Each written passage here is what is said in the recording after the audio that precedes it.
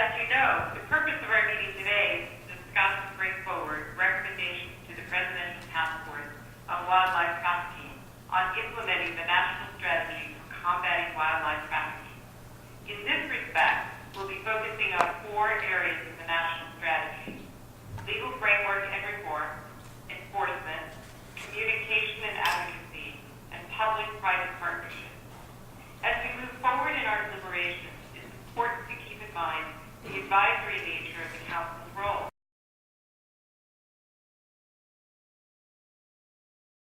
Our thinking is that it makes sense to include wildlife crime as a predicate under the federal Money Laundering, RICO, and Travel Act statutes.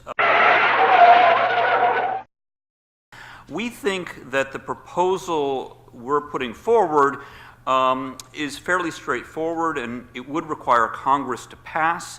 The idea is to include it as unlawful activity under the Travel Act, include it as specified unlawful activity, in other words, include the wildlife statutes as specified unlawful activities under the money laundering statute, and as racketeering under the RICO statute.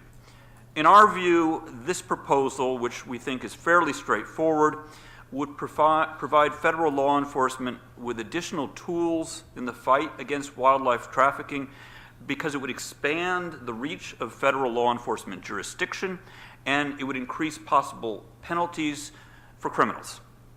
It would also send a very important message, because it would signal that the United States considers wildlife trafficking to be a serious crime in the same band as the wide range of federal crimes that are there in Title 18 of the United States Code.